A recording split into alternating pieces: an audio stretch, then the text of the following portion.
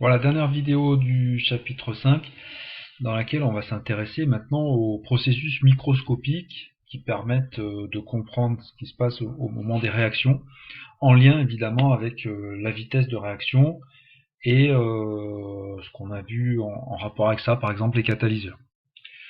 Alors on va définir ce qu'est un acte élémentaire au niveau de la modélisation microscopique.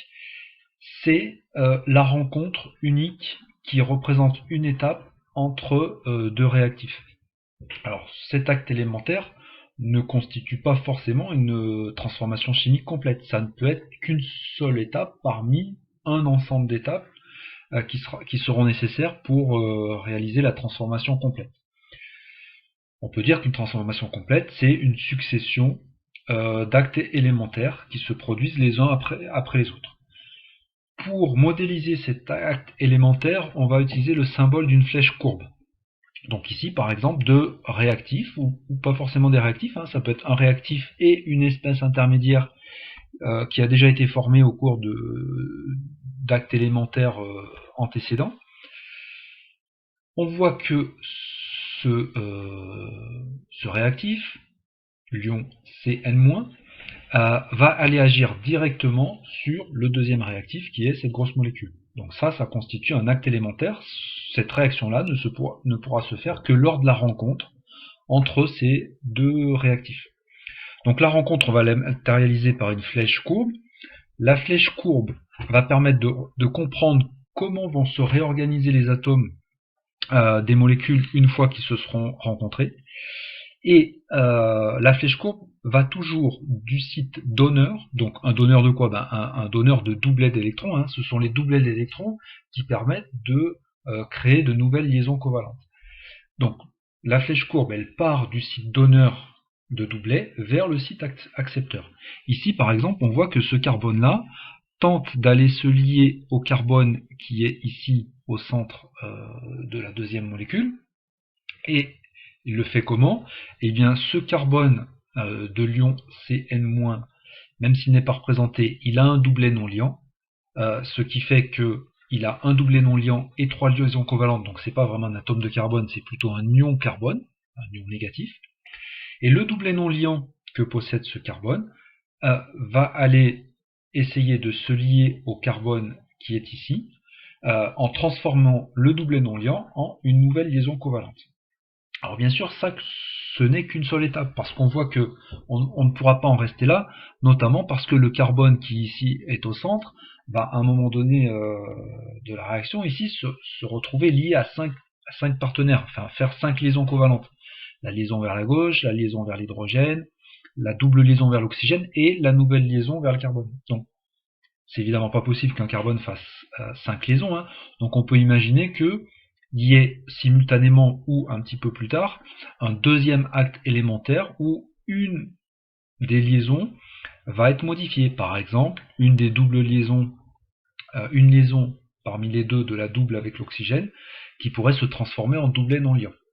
En tout cas, ce qu'il faut retenir, c'est que l'acte élémentaire se matérialise par la flèche, et que la flèche va toujours du site qui va apporter le nouveau doublet vers le site qui va l'accepter.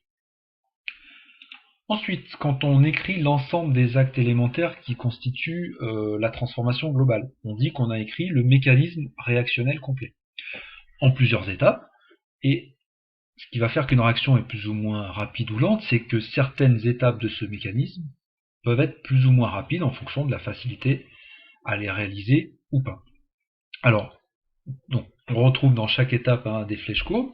Ici, première flèche courbe avec un réarrangement des doublets d'électrons. Ici, on a un doublet liant qui devient un doublet non liant. Donc le chlore se retrouve avec 4 doublets non liants, c'est devenu un ion chlorure.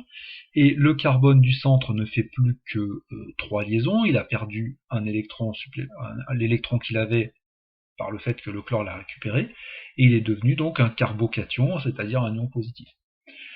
Ensuite, vous avez, deuxième étape, un doublet non liant de l'oxygène de la molécule d'eau qui va aller se lier justement au carbone qui est capable d'accepter une quatrième liaison.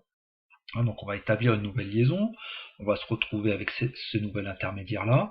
Et puis enfin, troisième étape, troisième acte élémentaire, la récupération par le chlorure de l'hydrogène qui était précédemment sur l'oxygène.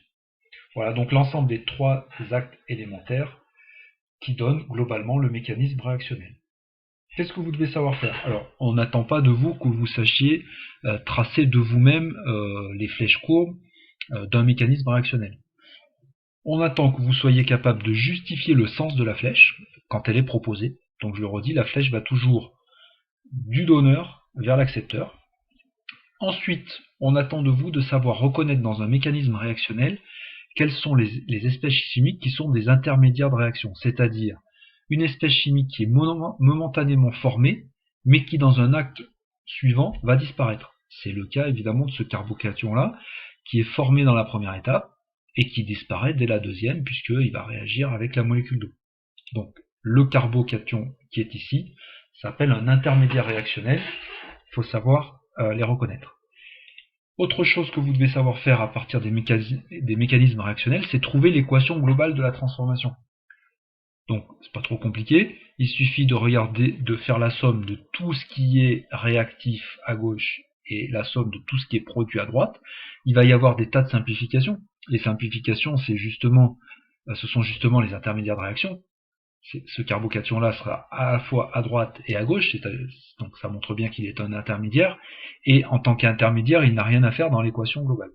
Donc dans l'équation globale, qu'est-ce qu'on va retrouver? On va retrouver ce réactif-là de départ, la molécule d'eau, et dans les produits, on va retrouver les deux derniers, c'est-à-dire cette nouvelle espèce chimique-là, et la molécule de HCl, et donc la réaction globale, c'est donc la première molécule que je vous ai montrée, plus la molécule d'eau, transformée en seconde molécule ici, donc un alcool, plus HCl.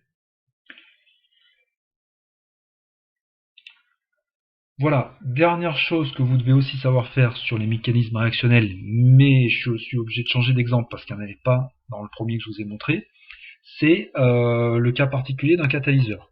Un catalyseur, on a dit que c'était une espèce chimique qui n'était ni consommée ni produite pendant la réaction, mais qui est quand même présente.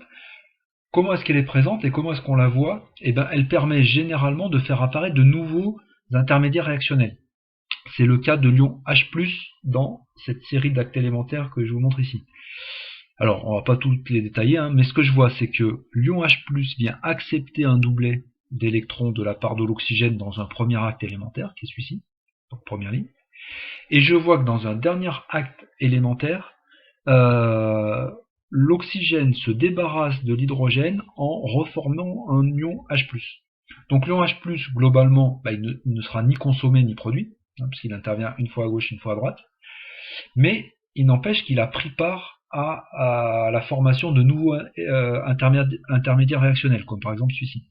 Donc c'est clairement un catalyseur, et vous devez être capable de reconnaître des catalyseurs dans ce type de mécanisme réactionnel. Voilà, c'est tout pour cette vidéo et c'est la fin du chapitre.